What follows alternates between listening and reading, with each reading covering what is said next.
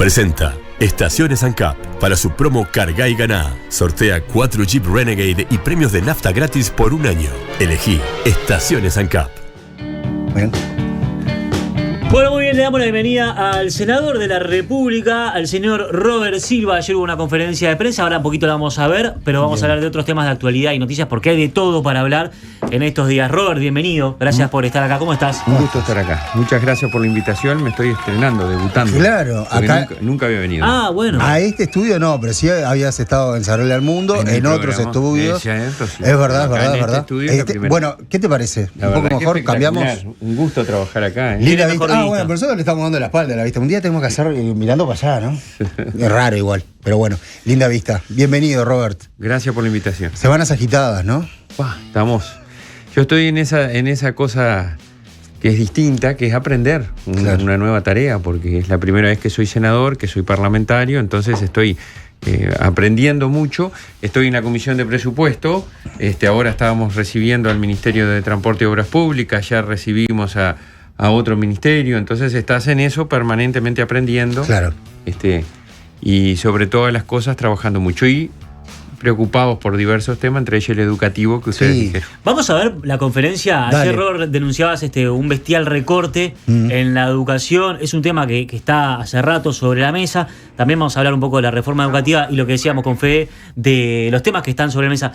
Lo vemos, te podés enchufar si querés, Robert, pero sería prácticamente que escucharte a vos mismo. Sí. Así que Sabés lo que dijiste, hacé ¿no? memoria nomás. Ponelo, por favor, JC. Estamos ante un jaque mate a la formación de los profesores en los centros regionales de profesores. Se eliminan más de 260 grupos a lo largo Esperá que tenemos y un ancho track. de todo el país, pero especialmente en el interior.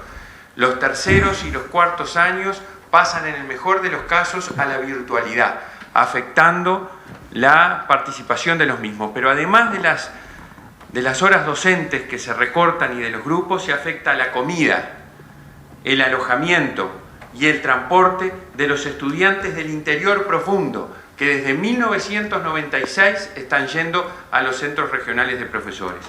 Venimos a denunciarlo públicamente, a pedirle al gobierno que dé marcha atrás en este recorte a la educación y a anunciar que nuestros diputados en la Comisión de Educación y Cultura de la Cámara de Representantes, a través del diputado Felipe Esquipani que le integra y con todos ellos, vamos a convocar urgente a las autoridades de la ANEP y del Consejo de Formación en Educación para que den las explicaciones del caso ante este bestial recorte que están llevando adelante. Bien, excelente. Antes de entrar en la pelea de relatos, porque siempre que hay una denuncia empiezan los relatos de esto fue por la administración pasada, esto fue por la actual administración. Quería preguntarte, Robert, ¿qué viene este bestial recorte que estás denunciando? Que se cortan, se anuncian que no se van a abrir grupos de formación de profesores y de maestros en todo el país, maestros de primera infancia, profesores para secundaria, para UTU, maestros para primaria, en particular en tercero y cuarto, porque hay una realidad que es que a medida que va avanzando en la carrera vamos perdiendo alumnos y los grupos van quedando con pocos estudiantes. Entonces esta administración estableció un cupo mínimo de estudiantes a rajatabla para todo el país, sin atender que la realidad de Bella Unión es una, la de Tacuarembó es otra, Maldonado, Montevideo. ¿Cómo se hacía? Nosotros, ojo, miren que la administración anterior nosotros cerramos grupo, porque hay un principio general que hay que respetar: si no hay estudiante no hay grupo. Claro. Eso es así. Sí. Gobierne quien gobierne. Ahora, hacerlo de la forma que lo hicieron ellos, afectando particularmente los centros regionales de profesores, que además los gurises ahí tienen comida, tienen alojamiento, tienen pasaje, es medio bastante desproporcionado. Y por eso lo salí a denunciar, porque para que estas cosas encuentren una solución, y también lo digo como es gobernante, tiene que tomar Estado público. Ustedes, los periodistas, tienen que informarlo, tienen que decirlo, entonces la autoridad pone las barbas en remojo y analiza mejor sus decisiones. Y esto que dijo Tati Sabini de que es un buen momento para que Robert Silva explique por qué durante varios años docentes no tenían estudiantes, el déficit estructural de 1.200 millones de pesos en la ANEP y 450 millones de pesos en el CFE. Sí, miren, yo hice sacar las cuentas del déficit que heredamos nosotros del Frente Amplio, y a cifras del 2024 es más grande que ese que está denunciando él. que en realidad no es un déficit, en realidad es diferencias en cuanto al funcionamiento que generan mayores recursos que se pueden solventar con otros recursos que la ANEP tiene o, como ha hecho ahora, pidiendo recursos que el gobierno no le dio. Entonces, yo lo que creo que tiene que hacer Sabini, que tiene que hacer el Frente Amplio ahora que gobiernan, es hacerse cargo de las decisiones y no lo que muchas veces hacen, que es responsabilizando al que estaba antes por lo que hizo o por lo que no hizo. Son ellos los responsables, tomaron una decisión equivocada y se tienen que hacer cargo.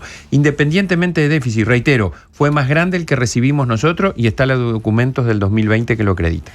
Hablando un poco de ese discurso del Frente Amplio, de que a veces es un discurso de la coalición republicana, de que lo único que hace es desandar los avances o las cosas que se hicieron en el anterior gobierno. Quería pedirte la placa JP, las placas FENAPES. Quiero justamente con la transformación educativa. ¿Qué te pasa a vos cuando ves esto?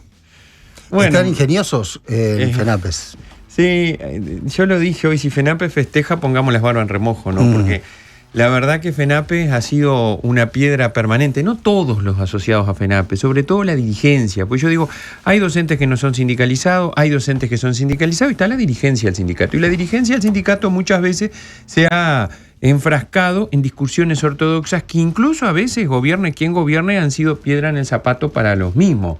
Entonces vos cuando gobernás tenés dos caminos, o tratás de llegar a los mayores acuerdos, cosa que hicimos nosotros, pero sabiendo que tenés que hacer algo y aunque no llegues a acuerdo lo haces igual, o no hacerlo o desandar lo hecho para evitar lío, como está haciendo el Frente Amplio hoy por hoy.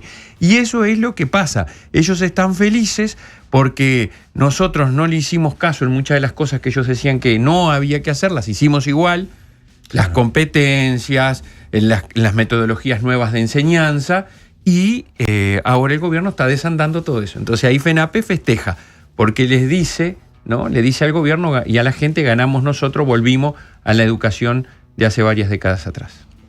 Y a vos, como expresidente, bueno, ¿qué te deja, no? Todo el trabajo que hiciste. No, por eso, porque fue bravo, fue una lucha del gobierno, incluso más allá de la tuya, a la cabeza justamente de la educación, pero fue una lucha también de decirlo, bueno, los sindicatos ya no mandan más en la educación. Sí. Mandamos nosotros, yo me acuerdo de esa el termazo que te comorfaste en el auto. Bueno, ¿no? Ese tipo de... fue una lucha realmente, o sea... Fue una lucha, sí. Con mucha gente, como decís vos, ¿no?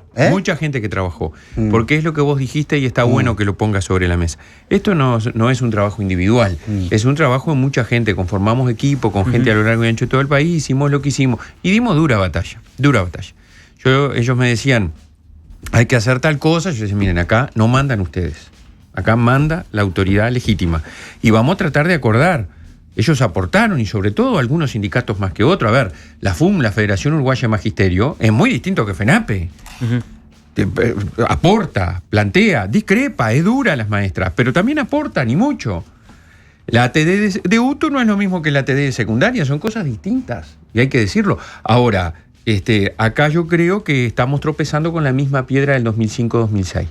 ¿Se acuerdan cuando llegó el Frente Amplio? Sí. Por las presiones de las ATD y de los sindicatos. Y los consejos, sí. Sí, descapitó la reforma liderada por Rama. Sí, y claro. después el propio Mujica, ¿se acuerdan? Pasó el tiempo y dijo, este era un viejo loco, pero tenía razón. Es verdad. Y bueno, y ahora está pasando lo mismo. Y por eso nosotros ponemos los temas sobre la mesa. Para decirle, muchachos, se están equivocando, porque están generando una educación pública carente de los lineamientos y de lo que tiene que tener con los desafíos del hoy por hoy. Ese retroceso de salir de esa falsa oposición contenido-competencia. Yo lo digo, miren, muy fácil, y si ustedes me dan 2 segunditos para explicar, miren. Dale. Hay que aprender historia, por supuesto. Nadie está en contra de que se aprenda historia, que se aprenda la batalla de las piedras, el virreinato del Río de la Plata, el jefe de los orientales. Por supuesto, hay que saber todo eso. Pero al momento que aprendés historia, desarrollás competencias para la vida. El pensamiento crítico, la competencia comunicacional, el saber hablar, tener comprensión lectora, el saber expresarte, el pensamiento creativo, el interactuar con otros. Todo eso lo quieren borrar para volver a solo la batalla de las piedras, solo. Y esos son los retrocesos que el país tiene. Y lo mismo en las metodologías activas que nosotros establecimos. Y le dijimos a los docentes, sí se lo dijimos, mira, yo no tengo problema en decirlo. Hay que hacerlo.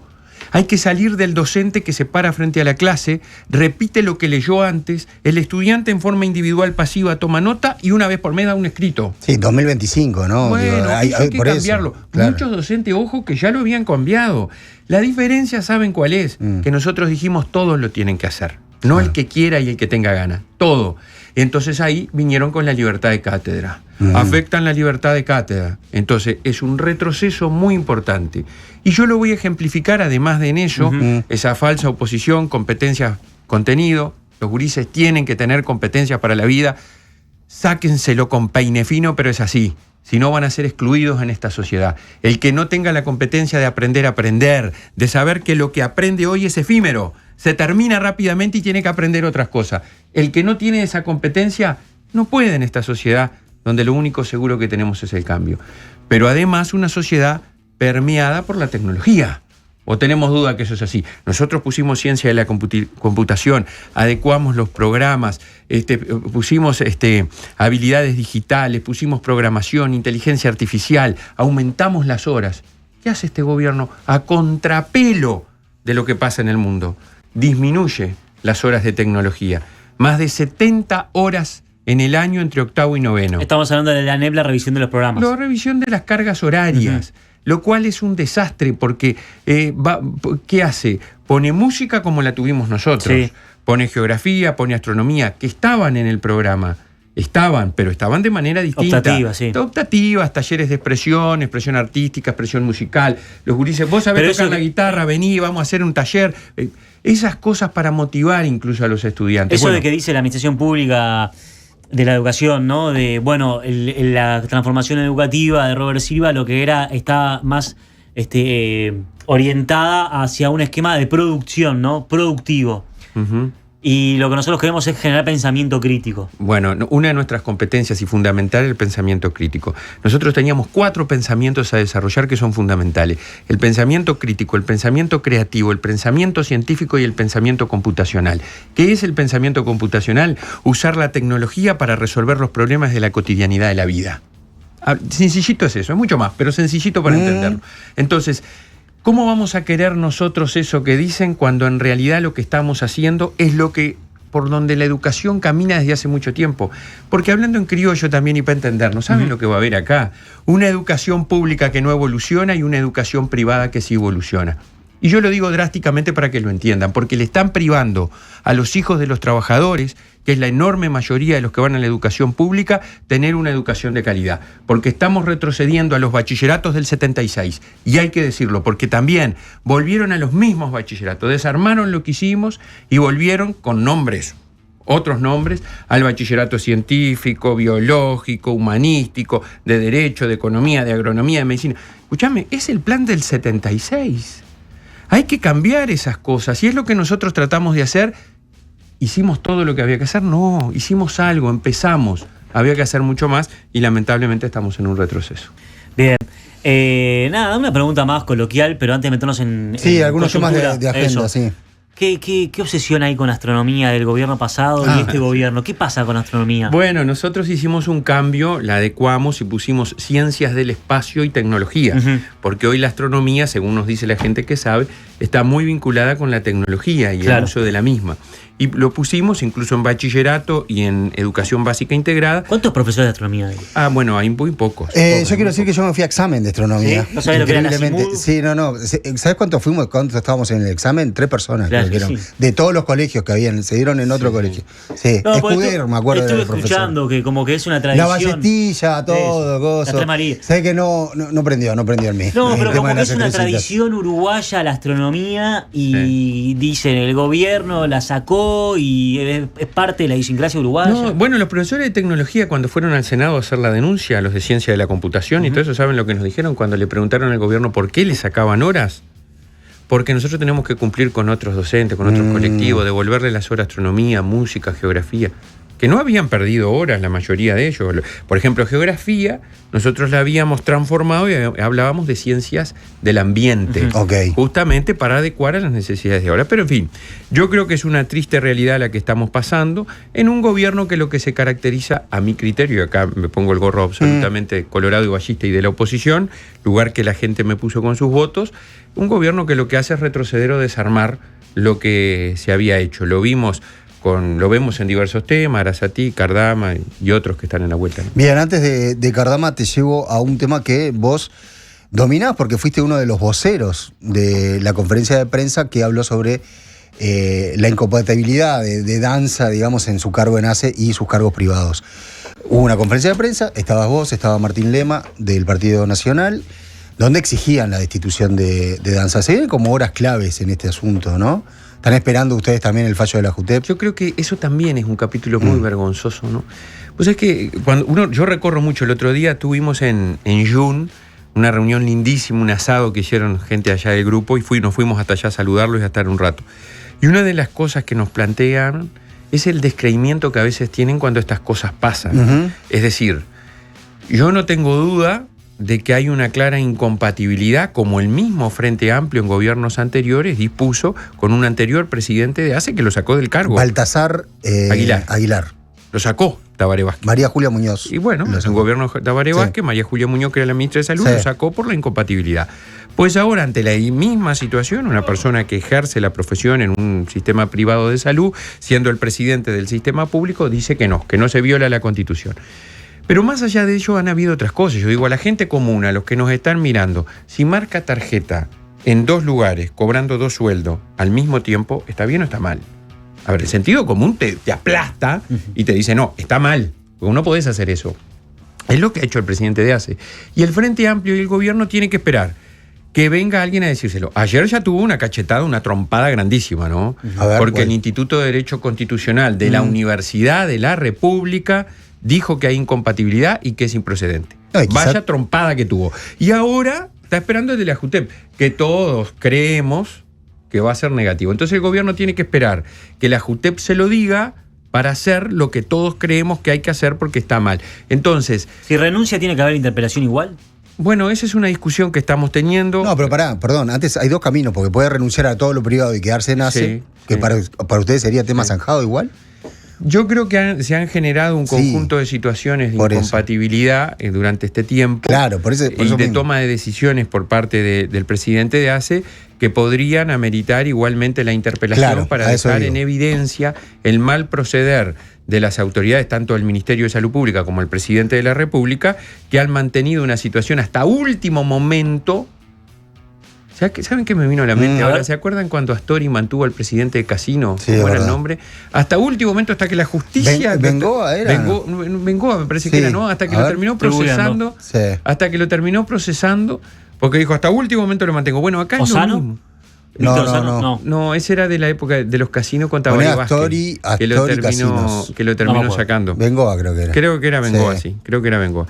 Y bueno, y aquí pasa lo mismo. O sea, el Frente Amplio se genera problemas por su mal proceder y los resuelve mal. La ministra de Vivienda, con aquel tour que hizo por su casa mostrando las construcciones irregulares que tenía con toda la prensa. Se regulariza y se sigue, se decía, ¿no? Pero está mal.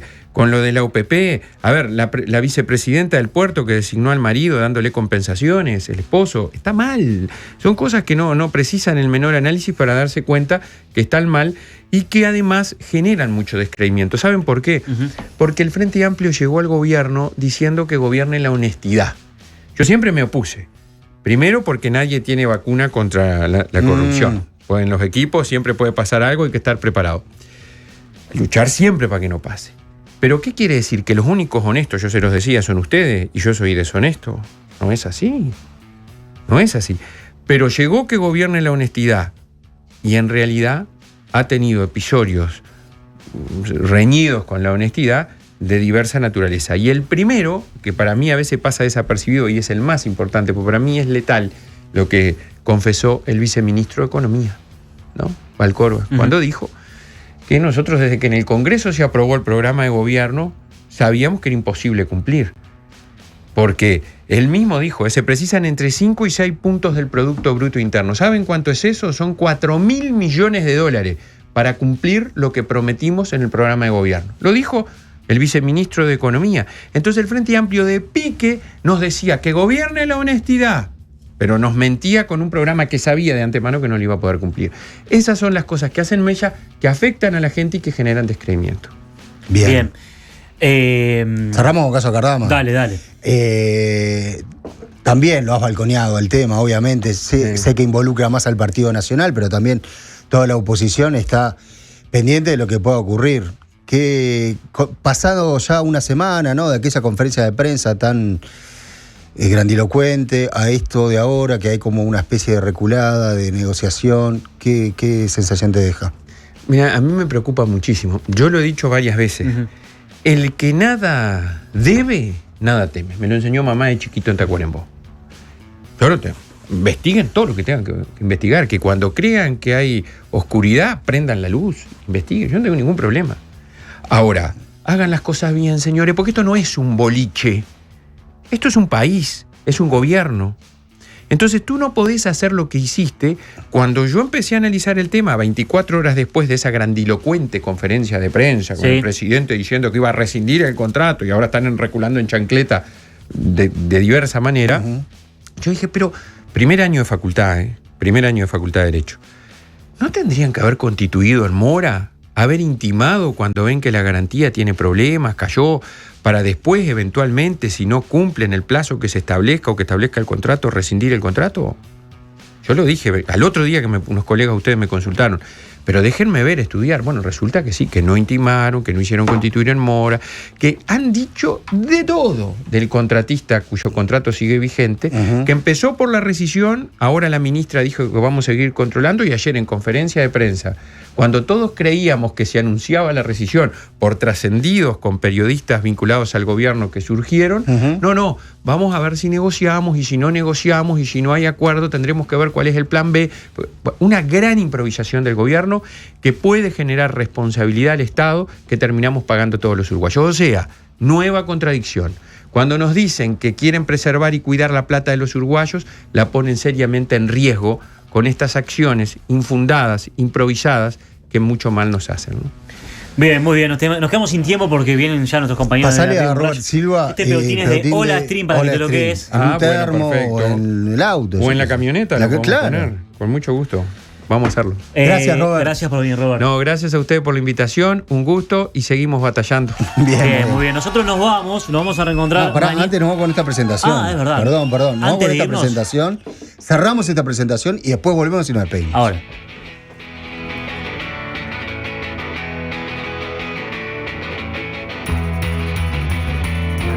Presentó Estaciones ANCAP. Para su promo Cargá y Ganá. Sortea 4 Jeep Renegade y premios de nafta gratis por un año. Elegí Estaciones ANCAP. Me estás cargando. Claro que te estoy cargando. Si no cargas no puedes participar. Carga y ganá en Estaciones ANCAP. Con cada carga mayor a 500 pesos generás chances para el sorteo de 4 Jeep Renegade y sorteo de nafta gratis por un año. Carga y ganá.